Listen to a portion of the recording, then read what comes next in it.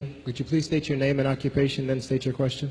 I'm Sakina D'Souza, and I'm a Catholic. I believe Brother Yusuf was a Catholic before.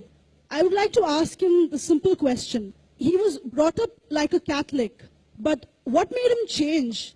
Doesn't he believe that the Messiah is true, or did he ever feel that the religion, Catholic religion, has not brought up any Messiah and the Bible is false? I would like to just know what that means, because he said he was a Catholic before and now he has become a Muslim. What made you change? What was that storyline before? Doesn't he believe that there is a Messiah, or the Messiah had come, saved us, died on the cross? Thank you very much for a good question. I hate to disappoint you, but I wasn't a Catholic.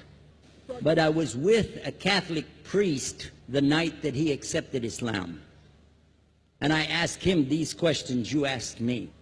Because after all, I was still a Christian, a preacher in Christianity, and I wanted to know why my best friend, a Catholic priest, had converted.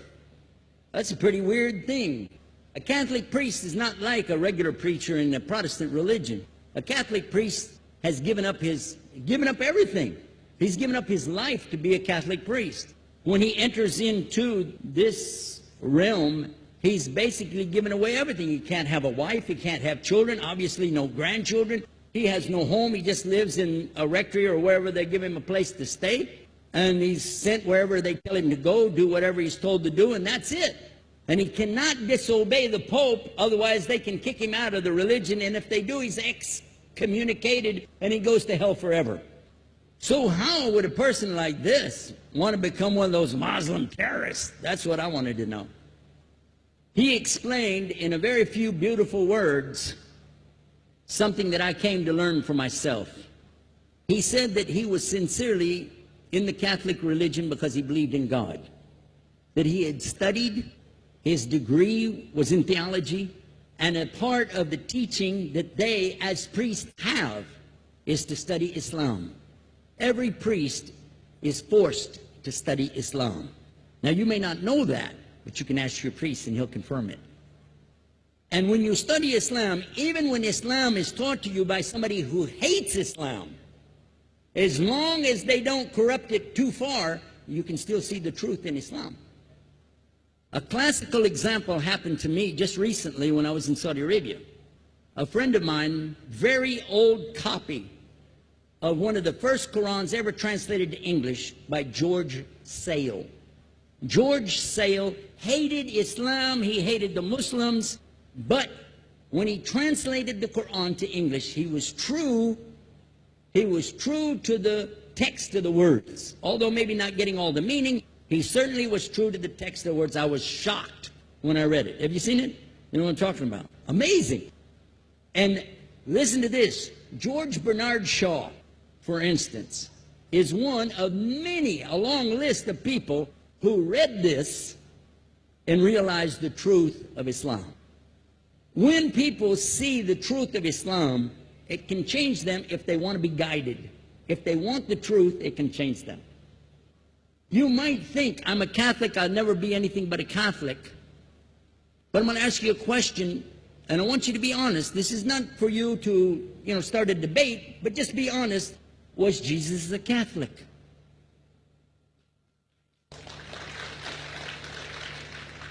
And it's not open to debate, so there's no point in opening that up, because you know and I know he wasn't. The Catholic Church was in business about 300 years before Jesus was born. It's on their website. Don't go like this. It's on their website. That's where I took it from. The Catholic Church was really started in Rome by Alexander the Great. Do you know what the word Catholic means? It means universal. It was the universal church for the Roman Empire. If you didn't join it, you could not be a Roman citizen. And it was opposed to the teachings of Judaism and opposed to the teachings of the early Christians for more than 200 and some years. And they were diametrically opposed to each other to the extent that it was the Romans killing the early Christians. Now, if you understand that, and you go to their website and read, they didn't even take over Christianity until the year 325 AD. And when they did, they changed a lot of things, again, referring to their own website. But if you want to check it in Britannica or Americana or grow your encyclopedias, go ahead and read about the Catholic Church. When, in August of 325 AD, at the Nicaea Council, they took over, first thing they said was, let's change the date of the birth of Jesus to be the same date as that of Mithras, which was the god, one of the gods worshipped there, and also the sun god's birthday was the same day, December the 25th, believing it to be the shortest day of the year. And Constantine was a sun worshiper of Sol Invictus. Go to the website, read it for yourself. There are a lot of points, but not the least of which, even today, if you go in any Catholic church, and I have, you'll see so many portraits and statues and idols and images throughout the whole place, that for the one who's never experienced that, for a Muslim who knows about these images, he'll be like, whoa, a'udhu billah. Whoa, what's this? The first time I walked in a Catholic church, I was about 10 years old. I was shocked. I was shocked at the idols and statues everywhere, because in the Protestant religion, we were brought up to believe that the second commandment was just as important as the first commandment. The first commandment in the Bible, in Exodus, is the same as the first commandment in the book of Deuteronomy. It says, I'm the Lord your God that brought you out of the land of Egypt in the house of bondage. You know no other God beside me. Beside me there's no other gods. Thou shalt not have any other gods beside me. How many in this room agree with that commandment? Raise your hand.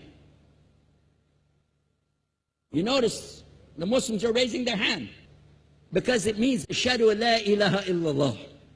That's the first commandment for us as well. The second commandment you have clearly says, thou shalt not make any idol, any graven image of anything that creeps upon the earth, swims in the sea beneath, or flies in the air above. And I was sitting in a church one time, sitting there in the morning service, watching, the preacher talk, and, they go on and on and on, and sometimes you lose your train of thought. I was looking. Whoa! On the front of the podium, there was a fish. A fish. For the symbol, make you fishers of men. They had a fish.